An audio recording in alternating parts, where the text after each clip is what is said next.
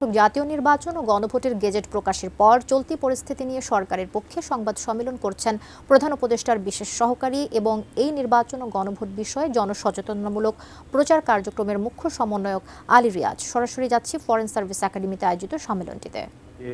ব্যাপকভাবে সাহায্য করেছেন। আমি বিশেষ করে উল্লেখ করতে চাই জুলাই শহীদদের পরিবার, জুলাই যোদ্ধা, জুলাই রাজবন্দী, বৈষম্য বিরোধী ছাত্র আন্দোলন, সুশাসনের জন্য নাগরিক সুজন, চাকুরিতে বয়সসীমা বৃদ্ধি, সাধারণ শিক্ষার্থীদের কথা। তাঁরা স্বতঃপ্রণোদিত হয়ে সংগঠিতভাবে প্রচার চালিয়েছেন। আমাদের দপ্তরের কর্মচারী ও কর্মকর্তারা অত্যন্ত নিষ্ঠার সঙ্গে অকুণ্ঠ চিত্তে অতিরিক্ত সময় এবং শ্রম দিয়েছেন। এর পাশাপাশি ব্যক্তিগত উদ্যোগে অফলাইনে অনলাইনে অসংখ্য মানুষ প্রচার চালিয়েছেন। তাদের সকলের কাছে আমরা আন্তরিকভাবে কৃতজ্ঞ। সংস্কৃতি বিষয়ক উপদেষ্টা মোস্তফা ফারুকীর নেতৃত্বে তার সহযোগীরা প্রচার ভিডিও তৈরির মাধ্যমে অনলাইনে ভোটারদের উদ্বুদ্ধ করেছেন এবং ভোটের গাড়ির মাধ্যমে তা গ্রামান্তরের মানুষের কাছে সেই বার্তা পৌঁছে দিয়েছেন। কোয়ালিটি সম্পন্ন আন্তর্জাতিক মানের still bar CSRM, committed for better still. তাদের এই প্রচেষ্টা ছিল অভূতপূর্ব এবং অভাবনীয়। তাতে জনগণের যে ব্যাপক সাড়া পাওয়া গেছে তার জন্য আমরা সকলকে ধন্যবাদ জানাই। আমরা মিডিয়া কর্মীদের কাছে, সাংবাদিকদের কাছে আন্তরিকভাবে কৃতজ্ঞ। আপনারা গণভোটের খবর ঘরে ঘরে পৌঁছে দিয়েছেন, আমাদের কাজের দুর্বলতার দিকে মনোযোগ আকর্ষণ করেছেন এবং আমাদের সাফল্যের দিক তুলে ধরেছেন।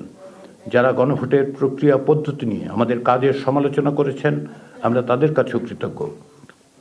সকলের কণ্ঠস্বর, ইতিবাচক এবং নেতিবাচক সকল কিছুই একটি গণতান্ত্রিক সমাজে অপরিহার্য অঙ্গ।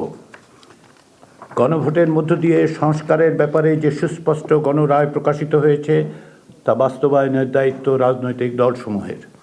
রাষ্ট্র সংস্কারের ব্যাপারে সকল রাজনৈতিক দল অঙ্গীকারাবদ্ধ। ক্ষমতাসীন দল এবং জাতীয় সংসদ ও সংবিধান সংস্কার পরিষদে প্রতিনিধিত্বকারী দলসমূহ এবং সংসদের বাইরেও যেসব রাজনৈতিক দল আছেন তাদের সকলের প্রতি আহ্বান হচ্ছে আলাপ আলোচনার মাধ্যমে ঐক্যবদ্ধভাবে এই গণরায় বাস্তবায়ন নিশ্চিত করতে হবে। জাতীয় ঐকমত্য কমিশনের আলোচনার সময় ভিন্ন মতের প্রতি যে শ্রদ্ধা ও সহনশীলতা রাজনৈতিক দলগুলো দেখিয়েছেন এবং আপোষ সমঝোতার যে ঐতিহ্য রচনা করেছেন তা অব্যাহত রেখে আপনাদের অর্থাৎ রাজনৈতিক দলগুলোর প্রণীত জনরায় সমর্থিত এই দলিল বাস্তবায়নের দায়িত্ব আপনাদের উপর অর্পিত হয়েছে। জনসমাজ বা সিভিল সোসাইটির প্রতি আহ্বান, তারা যেন এই প্রক্রিয়াকে এগিয়ে নিয়ে যাওয়ার কাজে সহযোগিতা করেন। আমরা বিশেষভাবে তরুণদের প্রতি আহ্বান জানাই, ভবিষ্যতের বাংলাদেশ আপনাদের, সেই বাংলাদেশ গঠনের কাজে অগ্রণী হন।